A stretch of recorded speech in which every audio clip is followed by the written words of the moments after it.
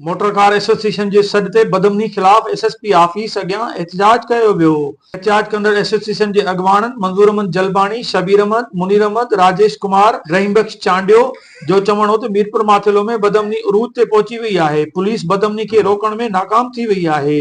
पंज ॾींहं थी विया आहिनि असांजे शोरूम तां मोटरसाइकिल फुटी विया 3 ॾींहं जो आया आहिनि ॿ असांजे सां फोरू अंदर गिरी करे असांजे मुलाज़िम खे थप्पड़ ॾियणो अथऊं, उनखे मोबाइल खसी अथऊं, मोटरसाइकिल खसे विया आहिनि, पैसा बि खणी विया आहिनि। 5 ॾींहं खां बाद ख़र्च न तो असां एसपी साहब वटि आयासीं। एसपी साहब वरी एसपी मोकिलियो। एसपी जेको आहे फोन के एसपी चवंदो आहे मां वटि अचो, हाली भराए थी पिया आहियूं। जलपान की मोटरसाइकिल चोरी थी है जेके 4-5 ॾींहं गुज़री विया, ना पुलिस ॿुधे थी ना कोई ॿियो ॿुधे थो।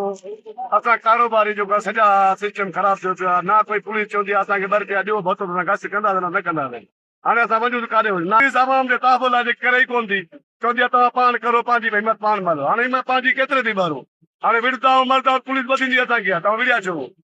हुननि चयो 4 ॾींहं अॻु मीराणी मार्केट मां हथियारनि जे ज़ोर ते आसिफ जलबाणी जे दुकान तां मोटरसाइकिल फुर थी वई आहे, जेका पुलिस वापसि नाहे कराए सघी।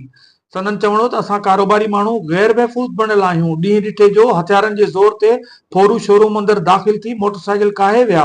इतला बावजूद पुलिस ख़ामोश बणियल आहे। वधीक चवणो त थाणनि जा केतिरा चकर काटिया आहिनि, पुलिस आसरा ॾेई वापसि करे थी छॾे। हुननि चयो त मीरपुर माथिलो मां गुज़िरियल हिकु हफ़्ते अंदर 7 मोटरसाइकिलूं फुर थियूं आहिनि। पुलिस वापसि कराइण में तोड़े फोरन खे गिरफ़्तार न करण में नाकाम थी आहे। हुननि एसएसपी घोटकी खां मुतालबो कयो त फुर थियल मोटरसाइकिल फौरी तौर ते वापसि कराए ॾिनी वञे। कैमरामैन टीम सां गॾु अशरफ बुखारी, वक्त न्यूज़।